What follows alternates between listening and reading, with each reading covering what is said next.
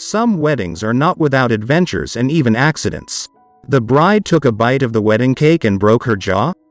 And the groom, along with his beloved wife, received a dowry, a debt hole. Gave a cheap ring to make repairs in the house? And you do not want to be left without a wife? Is there no suitable bride in your village? Then steal it from the neighboring village. Watch today's edition of the most interesting and incredible wedding traditions and rituals from around the world. How did they become what we call custom today, and sometimes we don't even know where it came from? By the way, friends, I want to remind you to subscribe to our channel. Click on the subscribe button and click on the bell. Otherwise you will not see another shocking video about how they drank, ate and had fun in the Middle Ages.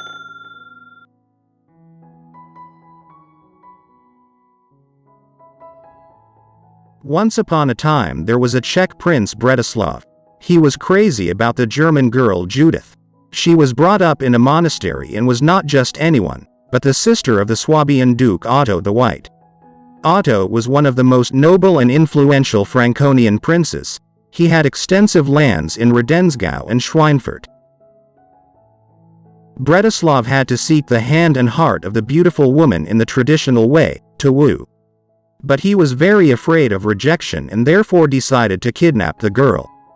Bretislav was about to go to Germany, ordering all his vassals and close friends to go with him. However, the prince did not tell his companions what a dark business he was up to, and they calmly set off with him, hoping that they were going to visit the imperial court. When the procession reached the walls of the monastery where the young beauty Judith lived, they asked for an overnight stay.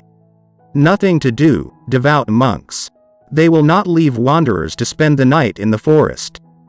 The prince and his companions were not allowed inside, but they were allowed to set up tents within the walls of the monastery. And so, under the cover of night, having waited for a convenient moment when the novices would go out to ring the bells, Bretislav grabbed Judith, mounted her horse with her and rushed away with all his might. But the heavy iron gates of the monastery blocked the path of the ardent lover. Then he drew his shining sword and slashed at the chains with all his might. While his companions blinked in surprise, Bretislav, along with his companion, disappeared from view. Plunging into bewilderment, both the servants of the monastery and the Czech associates. Fearing the wrath of the Duke of Swabia, Bretislav, together with the kidnapped bride, fled to Moravia. Apparently, Judith loved her kidnapper, perhaps she liked him later. Since for this act, with her abduction, she generously rewarded Bretislav. Having become a legal wife, she gave birth to an ardent and courageous prince, as many as 5 children. The fate of Judith in the end is still very sad.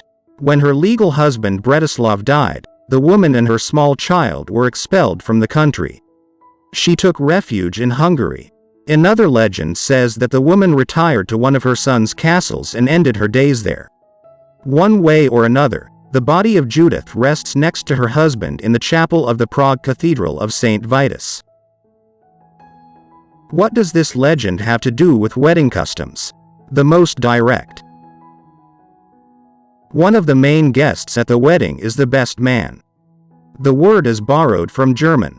In the Middle Ages, it was the best man who was responsible for the kidnapping of the bride, if, for example, there were not enough girls in the village. But even after the kidnapping of the girl, the duties of the best man were not removed. One of his most important tasks was to stand at the right hand of the groom. After all, the relatives of the bride, until the very last moment, could come to the wedding and take their daughter from under the crown. The best man held a weapon in his hand and guarded the stolen newlywed. This medieval act of kidnapping the bride, when she was torn off the ground and carried to her future husband, grew into a tradition of carrying the bride in her arms across the threshold of the house. There are several other opinions about where this tradition came from, but its main meaning is that in this way the bride passes into the power of her husband.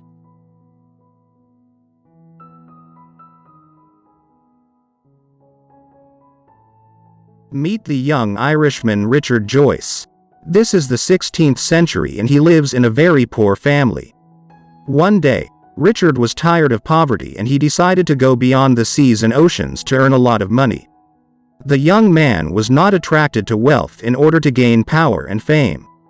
Joyce wanted to marry the girl he loved and make her happy. Once Richard boarded a ship and sailed to his dream. However, the Lord prepared a different fate for him, and everything in his life went wrong.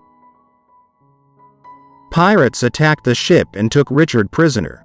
Then he was sold in the slave market to a rich man, a famous jeweler. That jeweler was a Moor, for a long time and patiently taught the young man the basics of jewelry from the very beginning, bringing his skills to perfection. The owner of Richard treated the young man very well and he had enough of everything. But only now the memory of the family, home and beloved girl tormented Richard's heart.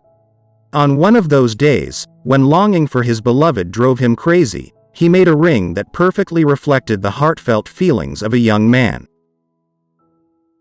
A lot of time passed, and Richard kept wondering if his beloved was waiting for him. And then fate took pity on the young man. A royal decree was issued freeing slaves everywhere. The Moor, with whom Richard served, would never agree to let the talented master go and offered him to marry his only daughter, and as a dowry to become the owner of a jewelry workshop. But such a golden cage did not suit Richard. He refused the advantageous offer of his master, boarded a ship and sailed to his homeland. Richard's happiness knew no end when the girl he loved met him at home. All this time she waited for him and did not mourn. The young people soon got married, but Joyce did not give up his craft. He opened a jewelry workshop and became quite a wealthy man.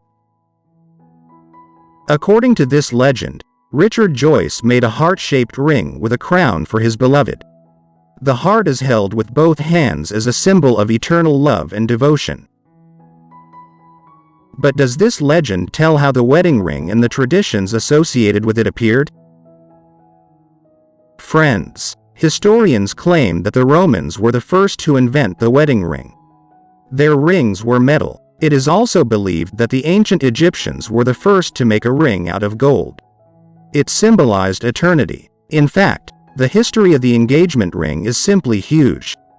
For example, the Egyptians claim that the engagement ring is a pharaonic tradition created by the ancient Egyptians as an expression of eternal love. The ancient Egyptian gave a woman a ring in the shape of a circle as a symbol of eternity, thereby expressing a desire to create a family life with her. Interestingly, the first rings in Egypt were made from woven papyrus or reeds. The first diamond in an engagement ring appeared in 1477. Duke Maximilian of Habsburg presented it to his fiancée Marie de Bourgogne. The peoples of the world have worn or are wearing wedding rings in different ways. Traditionally, the ring is worn on the ring finger, on the left or right hand, depending on many reasons, including religion. Jews most often wear a ring on their index finger. Catholics traditionally wear a wedding ring on their left hand. Often, two rings can be seen on a woman's hand.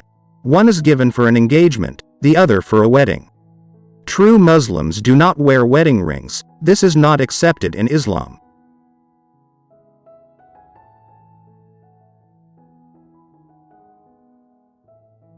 Meet Linda. Now the young woman is almost 30 years old. She has 4 children. Linda's life was not easy. She married her brother. But how is this possible? You ask. Let's find out now. Linda lived in a large family and did not know that her parents, whom she called mom and dad, were not really related to her. The family was poor, there was not enough food, the children wore rags. When Linda grew up, she decided to move to the nearest city, from the countryside, to start earning money on her own. One day she met a young man and they liked each other. The love of 2 hearts led them to the altar, and the young people got married. Over time, the couple had 4 children. Everything was going well until people accidentally traced their roots and found out that Linda became the wife of a sibling, since their parents abandoned them in childhood and they did not grow up together. The young woman was subjected to harsh criticism from the outside and even human curses. Nobody wanted to talk to her. All Linda's children were disabled, and she was constantly told about it. The mother had no choice but to take the children and leave her husband, to get away from people where no one would know her secret.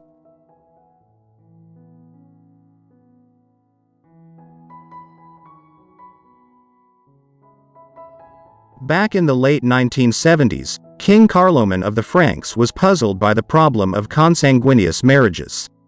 He was worried that such couples had children with health problems. But in those days it was difficult to determine the pedigree, and therefore marriages between half-siblings were not uncommon. Then, by order of the king, the rule was immortalized, to announce the upcoming wedding ceremony at least 7 days in advance. After that, it was customary throughout the kingdom to announce the future wedding in churches, from south to north and from west to east. Thus, if anyone knew about the blood ties that prevented the order of the king to marry, then he should immediately report it. Much later, the phrase began to be used in wedding ceremonies. If anyone from those present knows any reason why this couple should not be united in sacred marriage, speak now or forever be silent. This phrase is taken from the Book of Common Prayer. Most often, the purpose of such a phrase is the legal aspect for spouses. The point is to identify premarital constraints, such as, one of them is married, forced union, one of them is a minor, unbaptized, or a couple by blood ties. Linda's story shows us that if this ancient tradition of announcing a forthcoming wedding had been observed in modern times, perhaps such a wedding between Linda and her brother would never have taken place.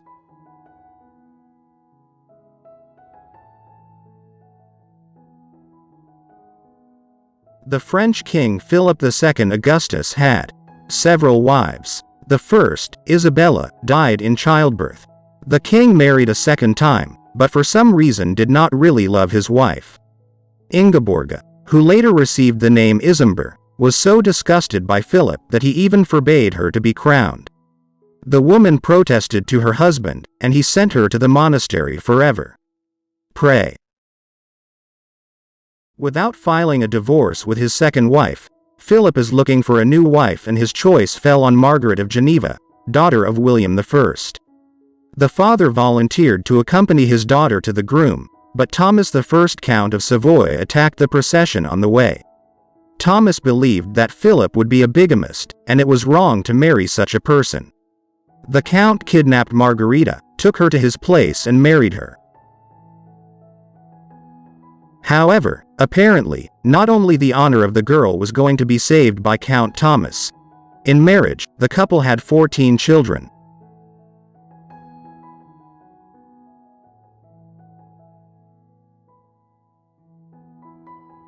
The concept of honeymoon is not so optimistic.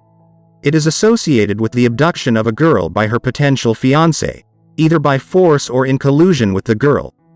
When a man from Northern European society kidnapped a girl, they had to hide somewhere for a long time. The period needed to stop hiding is until the girl is no longer sought or until she becomes pregnant. This can take weeks or even months. It was the time the couple spent together doing nothing, just lounging around. The word, Scandinavian honeymoon, comes from an ancient Northern European tradition. In the first month after the wedding, young people drink mead daily to increase the chance of conception.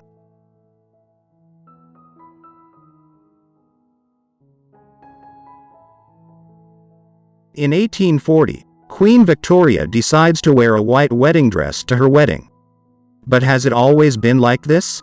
What wedding dresses were worn, for example, in ancient Rome or Greece? And where did the custom of marrying in a white dress come from? In the modern world, almost all brides believe that the white color of the wedding dress is a tradition that has come to us almost since the formation of the world. But it turns out that getting married in a white dress, from a historical point of view, is not such an ancient tradition. This practice is only about 200 years old. In ancient Rome, brides were married in a yellow dress, and the bride's face was covered with a veil of almost the same color. The veil was considered a symbol of humility, grace and brought intrigue.